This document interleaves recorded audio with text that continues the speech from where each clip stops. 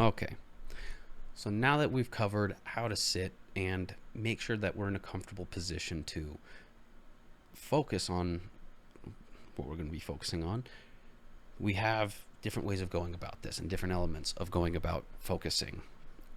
These are the main three things that I would recommend starting with to get yourself rolling. So the first one's following the breath. Everybody does this. It's one of the most basic things. The reason being, as I've mentioned in the mechanisms aspect part of this series, your breathing is the only thing that's both manual and automatic. So you can tell if you're actually paying attention to it or not, because if you lose attention on it, it becomes automatic. So if you maintain being a manual breather, as weird as that is, do stuff like focus on just nasally breathing and using your diaphragm. You can do other things to make it slightly more interesting, because it's actually good to do that in general, to have those motor patterns of efficient breathing. I'll get into it later, but anyways, when you have this time to actually focus on that, while doing that, you'll find that your brain can sometimes wander. So that's the default mode network coming online, and it's taking you away. Every time that you realize that you're off track, you'll notice you're automatically breathing.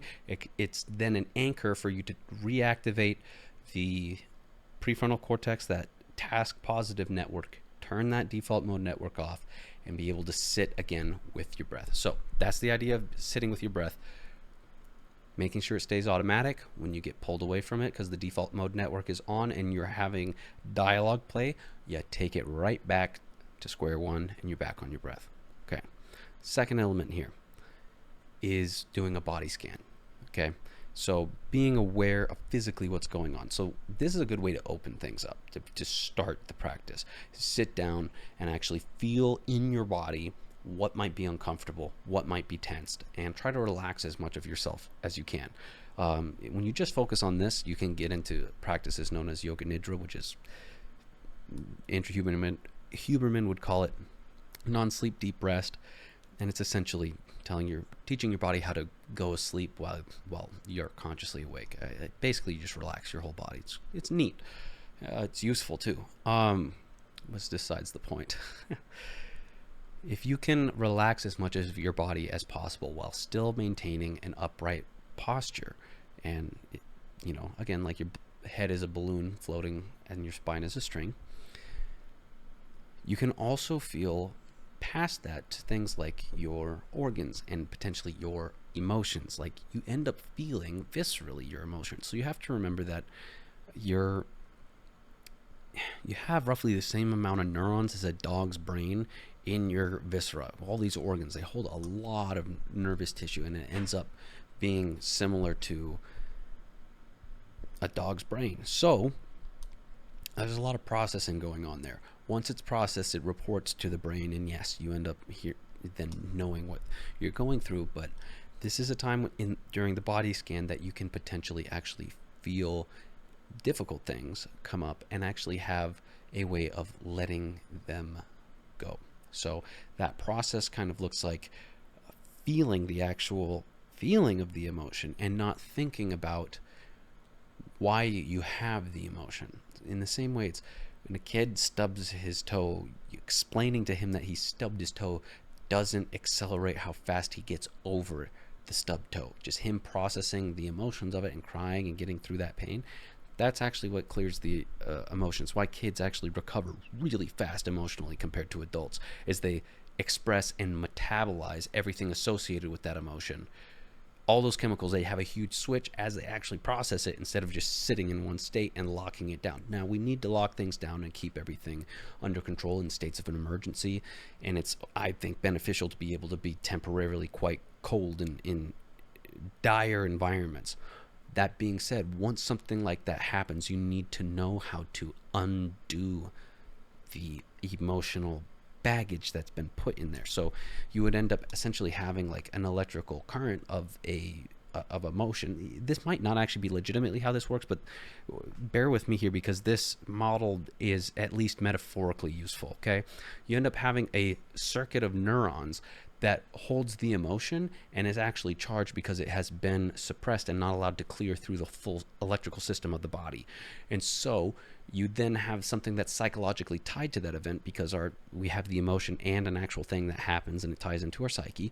So if someone mentions stuff that's associated with that event, this area of the body is then referenced, and that information is held in this electrical current, and it is overcharged, and you get triggered. You have a whole bodily response to it, and you don't undo this giant trigger mechanism by suppressing it or just trying to think about it.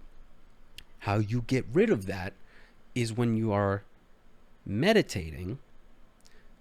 Now, I'm not saying this is the cure-all here, but this helps a lot with many, many difficult emotions. You get time to let the pressure off when something like that comes up when you're meditating. You get time to sit there and feel. When you're scanning your body, you get to feel if this is something that needs to, like, that you need to create space for. Like a kid who's crying, you don't just tell him to shut up. You have to be patient and create space for that child to process these things. And you deserve to do the same for yourself. You can be your own parent, and you can be the child to that parent in this relationship, where you're allowing the body to you, the thing observing it, to feel these emotions and let them go, and be in a safe moment where you know you're being still and just letting yourself do that. So if you do a little bit of, I'm not saying you have to have a full breakdown, but if you do a little bit of that every single day, you end up kind of bulletproofing your personality in a sense, because you're less concerned about the issues that you might have internally, because there's less things in you that can potentially create a really large emotional response, which I think leads to confidence, because, in confidence, it's essentially you're being in a state of mind where you're just kind of having an idea you're aiming for, and all the words come out because your subconscious is choosing all the words, and you're letting it because you're not worried anything weird is going to come up, because you're comfortable with everything that's inside of you. Okay? So, yeah, it's an interesting, I like that thought a lot, personally. Okay. The third element to all of this is resting awareness. So resting awareness is when your mind is inevitably going to wander. Resting awareness is seeing what the mind, what your brain is saying, and not following it. Okay, so you can sit there and this is a good exercise, is you can sit there and realize that you can't stop thinking. So if you tell yourself, I'm not going to have a thought, the brain keeps generating thoughts, which kind of proves something to you. It proves that you're not making all the thoughts. You're not fully in charge of your brain. Your brain is like this biocomputer that's generating thoughts and synthesizing information, and it's spitting it out to you. And that's actually more you than your actual brain, okay? The thing that when you look in my eyes and you see, and I know I can't see your eyes, but I know it's in you on the other side of this all. That's the same thing that's in me, but I don't know how I got in that one when I'm in this one. That thing, okay? That's what I'm talking about. That thing sees what the brain is saying. And so you can sit there and watch your brain like it is someone else's brain and let it talk.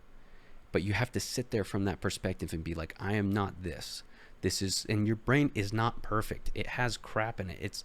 It has ideas that aren't fully fleshed out, that sometimes are assumed to simply be true when they're not. And we are biased because our own story, typically we try to protect ourselves emotionally in the same way that we try to avoid feeling certain emotions. We try to protect our egos. This is a way of sorting through your own psychology in a very profound way. And it helps, tying this all together, with the breathing, because when you're trying to breathe, these thoughts are going to come up, and one of the ways that helps maintaining it is recognizing it is this other thing that's chatting at you, and you don't need to listen to it because you're not it. And you can separate and go, okay, I'm going to take my attention, I'm going to place it into my breathing. I'm going to breathe in and out. And that action of placing works on that prefrontal cortex, which is basically, I would describe it kind of the bridge between you and the control system of your body, and it can give out, it runs out of energy. So, your free will in doing stuff like that is limited based on its ability to keep running, its fatigue, and how much pressure it can take from below, because, If you get tickled, you stop having control of your arms and stuff. Like there's a certain level of control top down before reflex and other automation of your system takes over. But meditation is a means, with these three things, of gaining more control over the system, looking at your thoughts in a deeper, more dynamic way so you can gain a deeper sense of understanding of yourself. And it is a way for you to be able to relieve emotional hang-ups in a way that's directed on the emotion itself and not the psychological story around it, the actual physical clearing of these emotions, so you can improve your emotional hygiene. Okay, so those are the three basic things. Give it a run. Sit down, scan your body, get comfortable, start breathing. Don't get carried away by your thoughts. Recognize you're a little separate from them and try to maintain that focus. Try to do it for 10 minutes. It's hard. First time I did it, I looked at my phone like 5 times. So terrible focus when I started. Anyways, it's helped me a lot. I hope it helps you. I think that we've covered quite a bit. This was a good take. All right. Love you.